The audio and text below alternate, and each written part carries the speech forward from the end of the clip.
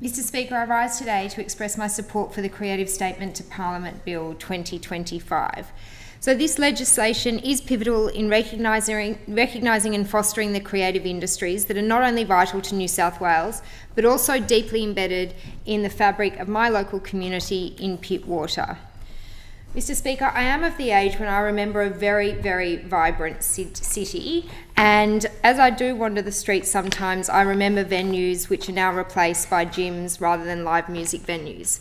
And my hope is that a bill such as this one, when it becomes legislation, will pave the way for making not only our cities vibrant, but also fostering our communities across New South Wales, including Pittwater, that are often stepping stones to larger venues both in New South Wales and internationally. Pittwater and the wider Northern Beaches, and I'm not going to split hairs here when I name some bands because some of them may be from just outside my electorate, but the wider Northern Beaches has long been a cradle for artistic talent, nurturing individuals who have had a significant contribution to Australia's cultural landscape. In 1977, the iconic rock band In Excess was formed on Sydney's Northern Beaches, and Kurt Pengilly still resides on the Northern Beaches today. Not just In Excess, but also Midnight Oil began their journey on the Northern Beaches. Jazz enthusiasts would be familiar with long-term Pittwater local James Morrison, who also went to Pittwater High School, and also Will Morrison, who plays regularly in Newport at Robertson Road at Mrs Robinson's, which is a very small lane, but a very vibrant lane within the Pittwater electorate. In more recent times, bands such as Ocean Alley have emerged from the Northern Beaches, Angus and Julia Stone, who went to Barrenjoey High. Another Barrenjoey High band is also the Rions, who have gained attention, well, not so recently now, but in recent years in 2021 during the Triple J's Unearthed competition. And of course, Lime Cordiale, Louis and Ollie have had a huge contribution on the world stage when it comes to live music and bands. In fact, it was a discussion with Louis and Ollie where it became apparent to me that the loss of some live music venues in our electorate, really they feel that if they had been performing now as junior musicians without those stepping stones to a bigger, broader stage, they may not have got to where they are today.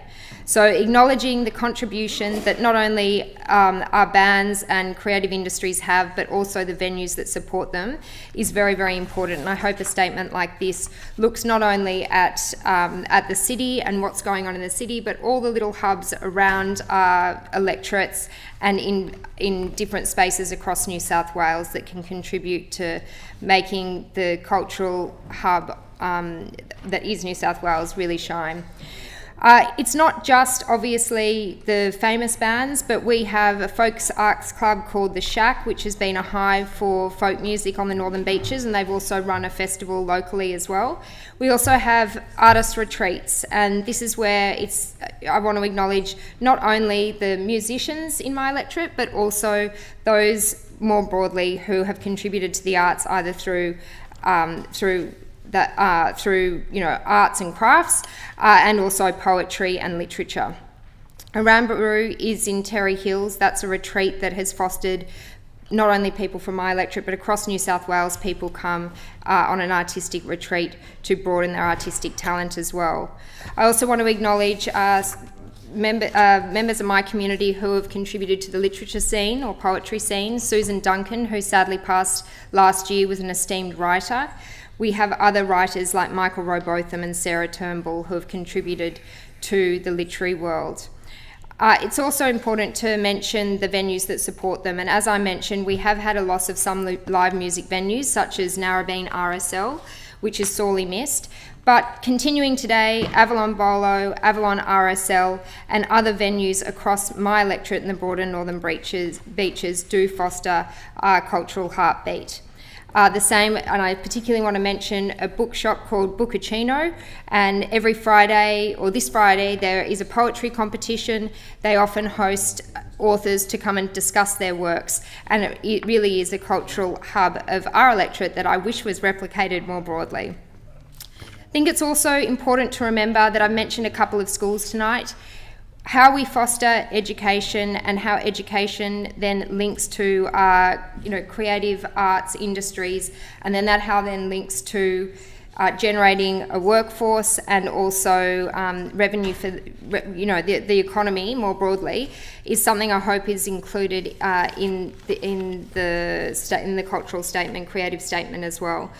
I want to recognise that in my electorate, or the Broad and Northern Beaches, 8% of my electorate is involved in the creative industries, and that's double the state average of 4%.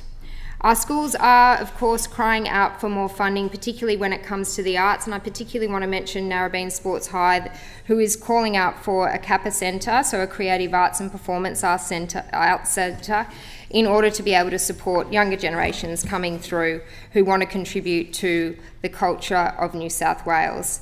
And I'd also like to mention the band, all our bands, but particularly Avalon Public School, who has the oldest band in New South Wales of 50 years. And again, the bands community in my electorate are screaming out for a venue to be able to practice and to perform and to bring that performance to the community more broadly. So my hope is this creative statement and the amendments that have been made in the other place set the scene for what will be a very vibrant New South Wales in years to come, that the 3-year review period brings continual improvement, and that, as other members have mentioned as well, the New South Wales Government supports these through measures such as investing in schools all the way through to grants and supporting live music venues and festivals. Thank you.